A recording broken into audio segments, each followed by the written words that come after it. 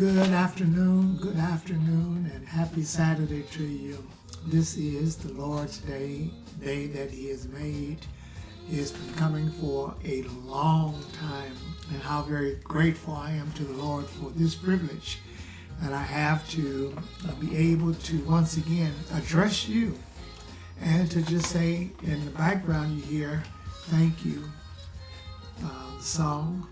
And I'm thankful to the Lord because He heard my cry, He pitied my every groan. And as long as I live and troubles rise, I'm going to haste unto His throne. I'm so eternally grateful to the Lord for a reasonable portion of my health, strength, the activity of my limbs. I've got eyes to see with, ears to hear with, mouth to talk with, legs and feet to walk on. And I'm thankful. How are you doing today? Isn't it a great day? It's a great day to be alive. It's a great day to be in your right mind. And for that, I am certain that you have found it necessary in your own heart to say, thank you, Lord, for another day. I'm Dr. Preston Winfrey, for those of you who's just joining us for the first time. And I'll tell you, as I've shared with others, be sure and hit the like button. Don't forget to click. If you look at the right side of your screen at the top, you'll find a little notification bell. Go ahead and click on that, subscribe. And that way, anytime we are on live, you will get a notification. Even if it's in advance, it'll let you know that I am on. And it is our hope and our prayer that always we'll have something that's good and beneficial for you to hear. We try not to put any junk on here. It's enough junk floating around. But I'm not trying to make any sound. I'm just trying to make some sense. And I am aware that there are those who listen who never even put a comment on. I'm not mad at you. I'm just saying that this message is far-reaching, and I'm thankful for another opportunity. Well, my question today is, as I speak from my heart, when was the last time you fed yourself? When was the last time you fed yourself? I started to ask, when was the last time you ate and had something to eat? Or when was the last time you fed yourself? Now, before you get ahead of me and suppose that I'm asking you about a meal, I'm not necessarily talking about a meal. I'm not asking when the last time you had breakfast. Did you feed yourself lunch or dinner or a snack? We're taught when we're young to look out for others, to put others first, right? You've been taught, and it's sensible that you've been taught that, and we learned those things early in life, and this is good because it shows others that we do care for them and we care about them. For the most part, others have no issues about our care for them. I mean, they love it. They eat it up. They look forward to it. And of course, if the gravy train stops, they will go, hello, I was ready to hear something. I was ready to eat something. But let me ask you this. You care for so many people. Who cares for you? Picture with me a few scenarios. A gas tanker who's always supplying fuel to gas stations. But now picture this fuel tanker sitting on the side of the road because he himself has run out of fuel and was on his way to carry fuel to another location. Second scenario, picture a restaurant cook who is now starving from hunger because he hasn't taken the time, or she hasn't taken the time to eat. Third scenario, picture a caretaker who is suffering from poor self-esteem. They're constantly pouring in to others, helping, making the bed and washing and running errands, but is not doing anything for him or herself. And then finally, how about that advisor? That advisor who's now depressed because others are hearing what they have to say, but are not listening, and they find themselves in a very depressed state. Now, while there is a great number of joy, there's a great amount of joy, rather, in doing for others, it should never come at the expense of forsaking oneself. It must be kept in mind that when you have needs that must be met, the problem I find too often is those who offer services to others rarely are reciprocated by others. You know, in life, there are people we run into who will gladly accept everything that we have to offer. I mean, I told you earlier, they'll eat it up. They look for it. They will put you on a timer. And they hold high expectations for you to deliver for them what they need. But what happens in your hour of need and adversity? Some of those same people have been known to pretend they did not see you, or neither did they see your need. Some will even go to the extent of patting you on the back with a smile on their face, while at the same time telling you that you don't need anything. You're strong. You always have everything together. And you say, no, I need something this time. They say, quit playing. Haven't you run into the people like that? In other words, they're saying to you, don't even try it, you know. It's not my responsibility nor my job to pour into you, but it is your job to pour into me. And I'm here to tell you, some people will drain you dry. You know, as long as you're giving out, they're accepting whatever it is that you have to offer. Some will allow you to expend all of your energy and time, and as far as they're concerned, you're not giving them enough. And the more you give to them, have you ever noticed, the more they want from you without any returns on their part. Well, let me be clear here. I want to be very, very clear. There is no harm in giving out to others. I mean, I do it many times. But when you're always the one on the giving end and not receiving anything in return, then your goods eventually can be depleted. Now, the principle is the same as with banking. Think about it for a moment. If you continue to go to the bank and make withdrawals, and you're going to the ATM and you're making withdrawals and you're writing out checks and you're paying bills, but you're not depositing anything into the account, eventually you're going to run into a zero balance.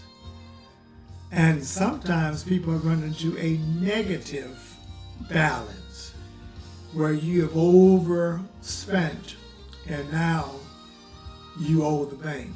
Let's take a look at those earlier scenarios I mentioned. Let's go back to this gas tanker.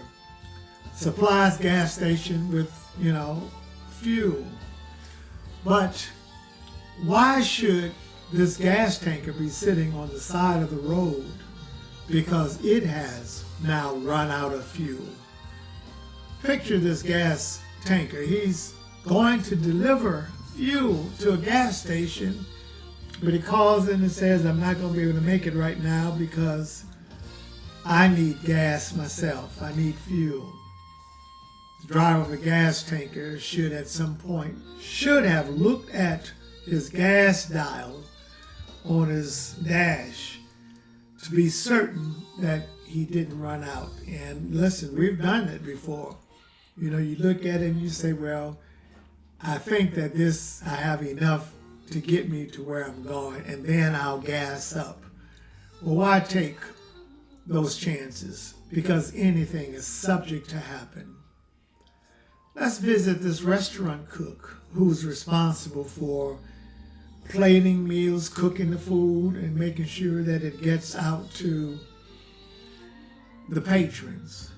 Why should that person fall out from exhaustion and from starvation? Because they have not eaten. Cooks should take the time to eat. I look at myself as a pastor. I'm a cook, but every once in a while, it's necessary for me to sit down and eat someone else's cooking. To eat a meal so that I can receive the nourishment and gain strength from that meal. So cooks should take the time to eat a meal. Caretakers should be certain to care for their own needs as well. If you don't care for yourself, you will not do well to care for others. And I think of why so much abuse takes place. Sometimes because the caretaker feels so neglected. Sometimes they feel as though, I'm just always giving out and no one cares about me. All I know is they call my name. The time I get there to the time I leave. Do this, do that. I need this. Need something to drink. I'm ready to eat. I need to be bathed. I need to go to the restroom. All of these things. Even on an airplane, they'll tell you, in case the cabin pressure drops, air masks will drop from the ceiling. And they said, secure your own first. And then if there is a child or a senior, someone who's unable to put their mask on, help them. But the first thing they say, help yourself. And then the last one is this advisor. Listen, no matter how thorough you are as an advisor to others, at some point you have to take your own advice. What's good for them is good for you. As an advisor, do you tell people, you just need to chill, you need to take it easy, you need to know your limitations. David in the 27th number of Psalm, verse 14. Okay, try it again. Psalms 27:14. He offers a great word of direction. After he talks about the Lord being his light and his salvation, and talking about in the time of trouble, that the Lord will hide you. And even when your enemies show up, he'll hide you, and then he'll put you up on a rock. And he talks about when my mother and father forsake me, the Lord is going to be there for us. But in verse 14, while we encourage others to do good and to seek to feel their spiritual, their emotional, their physical, their psychological, and financial tanks, let us take the time to do something for our own health and stability. David said these words, wait on the Lord, be of good courage, and he shall strengthen thine heart. Wait, I say, on the Lord. When was the last time you treated yourself for you? When was the last time you just sort of said, you know what, not today? Do you know it's really okay to look at your caller ID and say, not today. I can take that call, but I'm not going to do it right now. I need some me time. It's not being selfish. It's not being arrogant. It's recognizing the fact that if you don't take time to eat, you're going to starve. If you do not take the time to care for your needs, sometimes no one else will. If you don't take the time to refuel your tank, you have to take the time. Don't get so busy. Don't just be so focused on the assignment. Occasionally is good. You know, even on the highway, they have what's called rest stops. It's a place where you can actually go and relieve yourself and get out in safety and walk around and take in some air. Where if you need to sit down and maybe even have a quick snack, you're able to do that because you've just been pressing it, you've been pushing it, you've been behind the wheel, had your foot on the accelerator, and you were focused. You know, I need to get there. I have so many miles to travel. But listen, you know, all work and no play makes Jack a dull boy. You have to take some time. You have to take some R&R, you know, rest and recuperation. You have to just kind of say, hey, stop the clock. You have to say, you know what, I'm going to sign out for right now. And I'll sign in a little bit later. Sometimes people want to know, well, specifically when? What time will you be signing in? Because you're going to always have a line of people with their hands out, people who's waiting for you to give them a great word and all these things. And so you got to take the time. You have to take the time to what? Feed yourself. And I want to encourage you, my friend, those of you who are on the front lines and always on the go, always doing, always, you know, with expectations before you, you know, it's not going to end. So it's necessary for you to pace yourself. And you have to have enough in you to say, you know what? It's break time. You need to be able to say at other times, it's quitting time. You need to be able to, you know, put the sign up and say, gone for the day. And then finally, know how to feed yourself without feeling any guilt, without making excuses. You know, some people don't believe you ought to eat. Some people don't think you ought to take a vacation. Some people don't think you ought to unplug. But listen, they are not you. You are you. And you, every now and again, need to take the time to feed yourself. How am I doing here? Listen, this is Dr. Winfrey saying, I love you. And listen, I've learned how to feed myself, learn how to take the time away without fearing that I'm going to miss something, without fearing that if I'm not there, it's not going to go well. Listen, if I'm over it and it doesn't go well, Lord gives me strength. When I return, I'll work on getting it fixed, work on getting it corrected, right?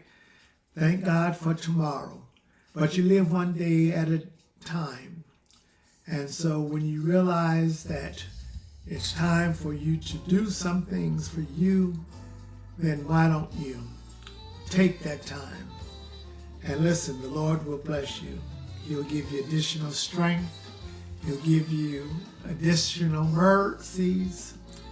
And listen, by the time you've finished your you time, you'll be able to come back totally refreshed and ready to deal with things as they are. Well, listen, it's been a great afternoon, and I certainly want to thank you for spending these moments with me. Pray that you have a good rest of today. And as always, I encourage you, wherever your house of worship is, you should be there. Don't make excuses. Don't say, well, they'll be there. No, you need to be there, because I'm convinced that there's a special blessing with your name on it in the house. So prepare now. It's still Saturday. You have time. Get your garments out for tomorrow. Lay everything out now. That way, when you wake up in the morning, when the Lord gets you up, you are able to wash up, dress up, and you'll be on your way to your place. Alrighty? Until next time we get together, this is Dr. Winfrey saying God loves you, I love you, and if you do not have a designated place of worship, Pioneer is a mighty nice place to come, and I'd like for you to come and be my special guest. We're located at 315 East 161st Place in South Holland, Illinois. Our worship is at 9 o'clock a.m. and that's Central Standard Time. So come on and be my special guest. And by all means, should you show up, let me know who you are. Let me know that you heard us on Facebook or YouTube. And we'll be too glad to have you to worship with us. Until next time, the Lord bless you now and keep you. And I'm talking about the Lord who died on the cross, saved you from sin, saved me, and who, was buried in a borrowed tomb, but on the third day, he was resurrected, and he has all power in his hand. He's gone back to the heavens, but someday he's going to return for those who love him. So in addition to making sure you have something to eat, love the Lord. Love him with all your heart, mind, body, and soul. To him be the glory forever and ever. Amen.